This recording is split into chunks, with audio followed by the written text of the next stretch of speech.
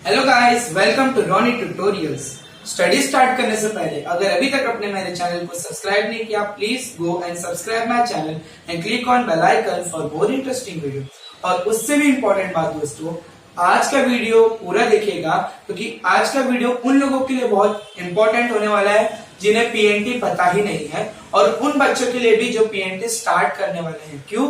क्योंकि आज के वीडियो में मैं पीएनटी का वो बेसिक बताने वाला हूँ जो अगर आपको क्लियर हो गया तो पूरे एंड ईयर आपको पीएनटी बहुत इजी जाएगा। और साथ ही साथ मैं एक ऐसे प्लानिंग के साथ आया हूँ, अगर आपने उसको फॉलो किया तो मैं इस बात की श्योरिटी लेता हूँ कि आपको पीएनटी बहुत इजी जाने वाला है। So without wasting time let's go to study. तो दोस्तों, आज हम स्टार्ट करने वाले हैं हमारा नया सब्जेक्ट जिसका नाम है फार्माकोलॉजी एंड टॉक्सिकोलॉजी।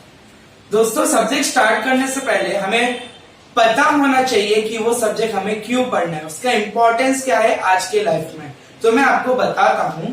फार्माकोलॉजी वैसे दो वर्ड से बना हुआ है, एक है फार्माकॉन और दूसरा है लोगोस।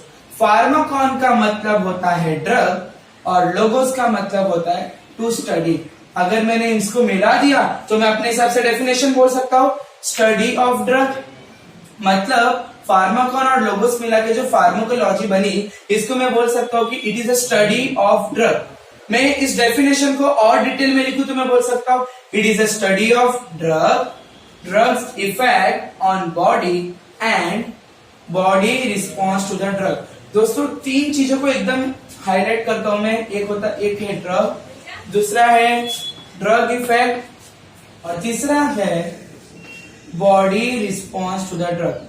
दोस्तों देखो, तीन चीजों पे सबसे ज्यादा फोकस करना है। पहला है ड्रग, दूसरा है ड्रग इफेक्ट ऑन बॉडी, मतलब जो भी ड्रग लेते हैं हम, जो भी दवा हम लेते हैं वो हमारी बॉडी पे कैसे एक्ट करता है, कैसे इफेक्ट दिखाता है। और तीसरा है body response to the drug. अगर हम कोई दवा लेते हैं तो हमारी बॉडी भी तो उसके साथ कुछ तो करती है जिसके वजह से वो इफेक्ट करता है। तो ये तीन चीजों पे हमें सबसे ज्यादा फोकस करना है। पर दोस्तों, कभी से देख रहे इधर भी ड्रग ड्रग ड्रग, ये ड्रग का मतलब क्या होता है? हम बहुत पहले से ड्रग सुनते आ रहे, पर हमें पता ही नहीं होता कि ड्रग होता क्या है। बट मैं बताता हूँ कि ड्रग क्या होता है। It is a agent which is used for, अभी वैसे तो ड्रग बहुत सारे कामों के लिए होता है, जो एकदम इंपॉर्टेंट जो मुख्य है वो तीन है। वो है डायग्नोसिस, प्रिवेंशन, ट्रीटमेंट। अभी एक एक चीजों को देखते हैं। डायग्नोसिस का मतलब होता है दोस्तों जांचना। जांचना मतलब कंफर्म करना। अभी देखो, हम जब डॉक्टर के पास जाते हैं, बहुत समय ऐसा होता है कि डॉक्टर हमारे डिसीज को पता नहीं कर पाता है, तो वो क्या बोलता है, आप जाके एक्सरे निकालो। तो पहले जो ड्रग क्या करता है उसमें सुनो, एक्सरे तो मशीन होता है, तो ड्रग का क्या काम है वहां पर बहुत टाइम ऐसा होता है कि एक्सरे में क्लियरिटी नहीं दिखती है, तो डॉक्टर हमें क्या करता है, बिस्मथ सल्फेट वगैरह ऐसे जो कंपाउंड होते हैं, जो मेडिसिन होते हैं, वो हमें देते हैं, जिसके वजह से क्या होता है, एक्सरे बहुत अच्छे से निकलता है। प्रिवेंशन, प्री मतलब पहले का, मतलब हमें डिसीज नहीं होना चाहिए उससे पहले जो दवा देते हैं वो प्रिवेंशन। फॉर एग्जांपल हम देखते हैं वैक्सीन, बहुत सारे बचपन से हम लोग को वैक्सीन मिला है। जैसे कि एग्जांपल लेता हूं पोलियो वैक्सीन। पोलियो वैक्सीन हमें क्यों दिया जाता है कि हमें वो डिसीज हो ही ना, पहले ही दे दिया जाता है। क्यों?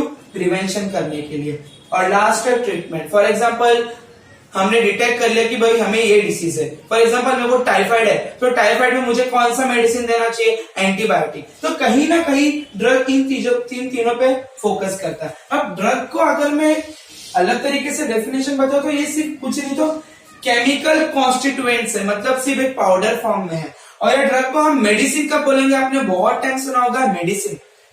ड्रग को मेडिसिन नहीं बोलते हैं। ये ड्रग तो एक नॉर्मल केमिकल कॉन्स्टिट्यूएंट होता है, जैसे कि वो कोई पाउडर वगैरह होगा, पर इस पाउडर वगैरह को हम एक डोसेज फॉर्म में कन्वर्ट करते हैं। डोसेज फॉर्म मतलब क्या, या वो कैप्सूल, टैबलेट, इंजेक्शन, आई ड्रॉप, ईयर ड्रॉप, मतलब कहीं ना कहीं ये ड्रग को जब हम कन्वर्ट करते कैसे डोसेज फॉर्म में, जो मैंने आपको बताया, तब उसको कहा जाता है मेडिसिन।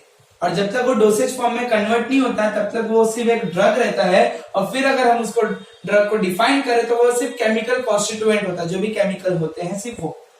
अब सबसे इंपॉर्टेंट दो पार्ट है, एक है फार्माकोडायनामिक, दूसरा है फार्माकोकाइनेटिक। दोस्तों, सबसे ज्यादा इस पे फोकस करना है हमें। ये दोनों मैंने इसलिए एक साथ लिखा है कि आपको इन दोनों का डिफरेंस पता होना चाहिए, क्योंकि बहुत सारे बच्चे ऐसे होते हैं जिनको इसका डिफरेंस नहीं पता और एग्जाम में यही सबसे ज्यादा बार पूछा जाता है। तो देखो मैं बताता हूँ क्या होता है। फार्माकोडायनामिक, डायनामिक का मतलब होता है it is what drug does to the body, मतलब जो ड्रग हम लेते हैं वो हमारे बॉडी पे कैसे इफेक्ट करता है। एक एग्जांपल देता हूँ, एंटीपायरेटिक यूज होता है हमारे बुखार को कम करने के लिए। फॉर एग्जाम्पल मैंने एंटीबायोटिक कोई भी मेडिसिन लिया जो मेरे बुखार को कम करेगी, तो मतलब क्या होगा कि जो ड्रग है वो मैंने लिया और वो मेरे बॉडी पे कैसे इफेक्ट करेगी उसको हम बोलते हैं फार्माकोडायनामिक।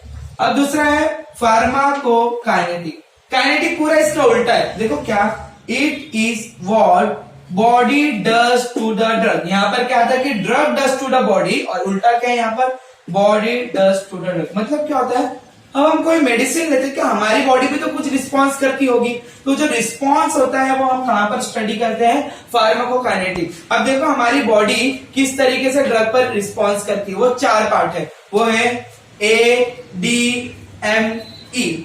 ए मतलब होता है एब्जॉर्प्शन, डी मतलब डिस्ट्रीब्यूशन, एम मतलब मेटाबॉलिज्म, ई मतलब एक्सक्रीशन। मतलब क्या होता है, एक चारों को मैं मेरे अपने एक स्टेप बताता हूं। ए एब्जॉर्प्शन, ड्रग लिया बॉडी ने उसको एब्जॉर्ब किया। डी डिस्ट्रीब्यूशन, एब्जॉर्प्शन के बाद हमारी बॉडी उस ड्रग को डिस्ट्रीब्यूट करती है। डिस्ट्रीब्यूट करने के बाद मेटाबॉलिज्म का प्रोसेस होता है, मतलब जो लीवर है हमारा वहां पर वो ड्रग क्या होता है, मेटाबोलाइज हो जाता है, एक्टिव फॉर्म में कन्वर्ट होने के बाद वो हमारे पूरे बॉडी में चला जाता है जहां पर उसको इफेक्ट देना है। फिर आता है एक्सक्रीशन। आपको भी पता है कि जब बॉडी जितना उसको चाहिए जब वो ले लेती है तो उसके बाकी का चीज वो क्या करते हैं, in the form of urine हमारे बॉडी से निकाल देती है। तो सबसे ज्यादा ना इन दोनों पे फोकस करना है, क्योंकि बच्चे लोगों को ना इसका डिफरेंस पता नहीं होता है। पर मैं आपको एक ट्रिक बताता हूँ इसे याद रखने का।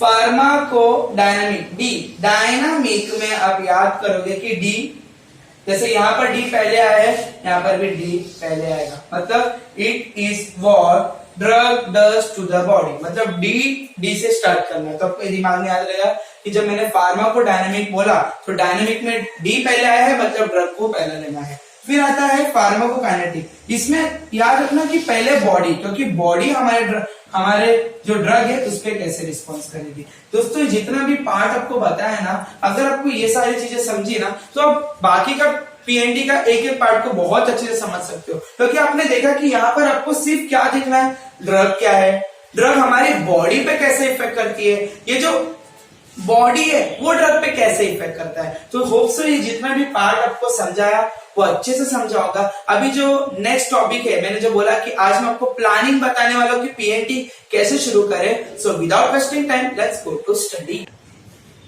दोस्तों जो मैंने प्लानिंग का बात किया वो है पैटर्न। क्या क्यों पैटर्न इंपॉर्टेंट है, मैंने तो आपको प्लानिंग बोला और आप तो पैटर्न बता रहे हो, क्योंकि ये जो पैटर्न है यही आपका सबसे बड़ा प्लानिंग है। क्योंकि आपको ये पैटर्न पता चल गया ना तो इसको ही फॉलो करोगे और इसके हिसाब से स्टडी करोगे तो आपको तो कोई पीछे ही नहीं कर सकता। अभी देखो टोटल 40 चैप्टर है, 40 पूरे साल आपको 40 चैप्टर कंप्लीट करना है, 40। और 40 चैप्टर को अगर आपने इसके हिसाब से किया तो स्कोर करना तो इजी है, क्योंकि आप जब बुक को देखोगे ना तो आपको कुछ नहीं समझ में आएगा, आपको समझेगा ही नहीं कि भैया हमें पढ़ना क्या है। बट अगर मैंने जो पैटर्न बताया अगर आपने इसको फॉलो किया ना तो इस बात की श्योरिटी देता हूं कि भाई आपको पीएनटी में कोई हरा नहीं सकता। और इसके बाद के जो पार्ट है इसको पूरा देखिए, जो अभी जो मैं बताने वाला इसको पूरा एंड तक देखिए, क्योंकि बहुत इंपॉर्टेंट बात है। अभी देखो इसका जो क्वेश्चन नंबर 1 आता है वो है डिफाइन एनी एट टर्म, मतलब डेफिनेशन आते हैं 8 डेफिनेशन, 12 डेफिनेशन में से आपको 8 लिखना पड़ता है, एक डेफिनेशन 2 मार्क्स का है, तो टोटल हो गया 16 मार्क्स। क्वेश्चन नंबर 2 है अटेम्प्ट एनी 4, अटेम्प्ट एनी 4 मतलब 6 में से 4 लिखना है, 12 मार्क्स, मतलब एक क्वेश्चन 3 मार्क्स के लिए। क्वेश्चन नंबर 3 थोड़ा सा यूनिक है, देखो क्या, अटेम्प्ट एनी 4 तो करना है, 6 में से 4 तो लिखना है, बट 12 मार्क्स का वो भी सेम है, बट इसमें आता क्या है। देखो दोस्तों बहुत अलग कंटेंट है, पहले इसको सबसे ज्यादा फोकस करना है, क्योंकि बहुत सारे बच्चों का मार्क्स यहाँ पर कट जाता है, और अगर आपने इस पे अभी से फोकस किया तो बहुत अच्छे स्कोर कर पाओगे। देखो इसमें क्या आता है, ROA, ROA मतलब होता है रूट ऑफ एडमिनिस्ट्रेशन, मतलब कोई भी चीज है, कोई भी डोसेज फॉर्म है, उसको कैसे लेना है, टैबलेट के फॉर्म में, टैबलेट वगैरह है तो उसको ओरली लेना पड़ेगा, अगर वो इंजेक्शन है तो उसको आईवी के फॉर्म में लेना पड़ेगा, अगर वो इंजेक्शन को आईएम मतलब इंट्रामस्कुलर लेना पड़ेगा। मतलब कहीं ना कहीं रूट ऑफ एडमिनिस्ट्रेशन में हम सीखते हैं कि हमें कौन सा दवाई कौन से फॉर्म में लेना है, ओरली लेना है या इंजेक्शन के फॉर्म में लेना है। डोज, कौन सा मेडिसिन कितना लेना है, ग्राम, एमएल, वो सारी चीजें हम यहाँ पर सीखते हैं। कोई सिरप का बॉटल है तो डॉक्टर बोलते हैं सिर्फ इतना एमएल लेना है, तो वो सारी चीजें हम डोज में सीखते हैं। फिर आता है यूजेस। दोस्तों कोई भी ड्रग है, कोई भी मेडिसिन है, उसका यूजेस पता होना चाहिए, क्योंकि जब तक हमें उसका यूजेस नहीं पता चलेगा हम पेपर में कुछ नहीं लिख पाएंगे। अभी नेक्स्ट है आपका एडवर्स इफेक्ट। एडवर्स इफेक्ट मतलब कोई ड्रग मैंने लिया एंटीपायरेटिक जो मेरे बुखार को कम करना चाहिए, पर वो तो बढ़ा दिया, अगर वो बढ़ा दिया तो वो एडवर्स इफेक्ट है। तो हम एडवर्स इफेक्ट की भी स्टडी करते हैं। ड्रग कॉन्ट्राइंडिकेटेड, फॉर एग्जांपल एक प्रेग्नेंट वुमन है, उस प्रेग्नेंट वुमन को बोला जाता है अल्कोहल मत लेना, मॉर्फिन मत लेना। क्यों? क्योंकि वो कहीं ना कहीं उस माँ को भी इफेक्ट करेगा और उसके पेट में जो बच्चा है उसको भी इफेक्ट करेगा। तो ड्रग कॉन्ट्राइंडिकेटेड, कॉन्ट्राइंडिकेटेड मतलब बोला है वो डिसीज में या उस समय ये दवा को नहीं लेना है। फिर आता है आपका ड्रग ऑफ चॉइस, मतलब मुझे बुखार है या मुझे खांसी है या मेरा बॉडी पेन हो रहा है, तो मैं ड्रग ऑफ चॉइस क्या लूंगा, पेन किलर, क्योंकि वो उसको ठीक करेगा। तो हम इसकी यहाँ पर ड्रग ऑफ चॉइस की भी स्टडी करते हैं। ड्रग शोइंग इफेक्ट, मतलब कोई ड्रग है वो हमारे बॉडी पे कैसा इफेक्ट करने वाला है, वो भी हम यहाँ पर सीखने वाले हैं। मतलब क्वेश्चन नंबर 3 सबसे अलग है। देखो अगर एक क्वेश्चन 3 मार्क्स के लिए आता है ना, तो आपको रूट ऑफ एडमिनिस्ट्रेशन 6 ड्रग दिए जाएंगे, 6 में से वो 6 को सॉल्व करना है कंपल्सरीली। डोज है, अगर वो 3 मार्क्स के लिए तो आपको हाफ मार्क्स के लिए एक डोज आने वाला है, तो आपको 6 के 6 को अच्छे से सॉल्व करना पड़ेगा। नेक्स्ट है आपका अटेम्प्ट एनी 4। दोस्तों 6 में से 4 आपको सॉल्व करना है। फिफ्थ भी सेम है, अटेम्प्ट एनी 4, 6 में से 4 12 मार्क्स के लिए। दोस्तों जो क्वेश्चन नंबर 6 है ना, ये थोड़ा सा अलग है। अगर आपने कोग्नोसी पढ़ा होगा, आपने तो कोग्नोसी पढ़ा ही नहीं इसलिए आपको पता नहीं है, पर कोग्नोसी में क्वेश्चन नंबर जो 6 तो हमेशा गिव रीजन है, यहाँ पर भी सेम है। ये जो फार्माकोग्नोसी है ना, ये ना कहीं फार्माकोलॉजी एंड टॉक्सिकोलॉजी का भाई है। तो यहाँ पर क्वेश्चन नंबर 6 में हमें गिव रीजन करना है, 6 में से 4 गिव रीजन करना है, एक गिव रीजन 4 मार्क्स के लिए, टोटल 16 मार्क्स के लिए। और एक बात बोलते दोस्तों, ये गिव रीजन बहुत इजी है, इतने इजी है कि 4 4 5 5 6 6 पॉइंट ही है, और एक दो थोड़े बड़े हो सकते हैं, पर अगर आपने इस पैटर्न के ऊपर से स्टडी किया तो आपको ये बहुत इजी जाएगा। अभी जो नेक्स्ट पार्ट है, कि जो नेक्स्ट पार्ट बोला वो है सेकेंड, फोर्थ और फिफ्थ पर। अभी देखो दोस्तों, मैंने क्वेश्चन नंबर 1 बता दिया कि भाई क्या आ सकता है, 3rd बता दिया क्या आ सकता है, 6 बता दिया, बट ये जो सेकेंड, थर्ड, फोर्थ, ये जो सेकेंड, फोर्थ एंड फिफ्थ, उसमें क्या क्या आता है, इसमें देखो ये क्वेश्चन और ये क्वेश्चन में क्या क्या आता है। तो दोस्तों इसमें आ सकता है डिफाइन विद क्लासिफिकेशन, ये बहुत ज्यादा आता है। फिर आता है फार्माकोलॉजिकल इफेक्ट या तो action, mechanism of action, MOA मतलब होता है मैकेनिज्म ऑफ एक्शन। मतलब ये जो क्वेश्चन नंबर 2, फिर ये 4th, ये जो 5th है, इसमें आगे के भी क्वेश्चन क्या आते हैं, डिफाइन विद क्लासिफिकेशन आएगा, फार्माकोलॉजिकल इफेक्ट या एक्शन आएगा, मैकेनिज्म ऑफ एक्शन आएगा। तो अगर आपने इन चीजों पे भी फोकस किया तो सोचिए दोस्तों, इधर तो डेफिनेशन का मार्क्स आपके हाथ में, गिव रीजन का मार्क्स आपके हाथ में, अगर आपने इनको थोड़ा सा फॉलो किया, इनका मार्क्स भी आपके हाथ में, तो ये बचेगा कैसे, क्लासिफिकेशन वगैरह लर्न करना। मतलब आपका जो पीएनटी है वो बहुत इजी हो सकता है तब जब ये पैटर्न को अच्छे से फॉलो करोगे। और दोस्तों एक ट्विस्ट बताना है, ये जो पैटर्न मैंने बताया ना, ये सिर्फ समर 19 तक फॉलो हुआ है, विंटर 19 डिफरेंस है।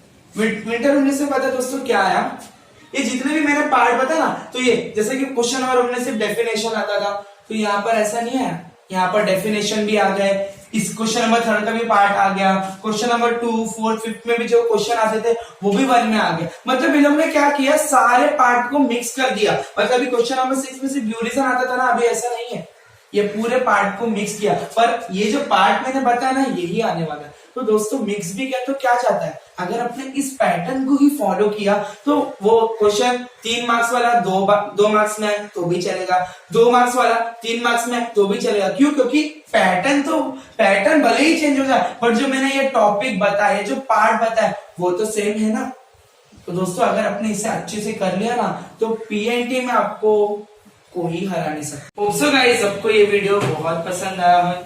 अगर पसंद आया तो प्लीज मेरे चैनल को सब्सक्राइब कीजिए, लाइक करिए और मेरे चैनल को सपोर्ट भी कीजिए। और उससे भी इंपॉर्टेंट बात दोस्तों, अगर आपको आपका बाकी का बेसिक क्लियर करना है तो मैंने डिस्क्रिप्शन में नीचे मेरे बाकी के लिंक दे दिए हैं, जहां पर आप जाके आपके बाकी के भी डाउट क्लियर कर सकते हैं।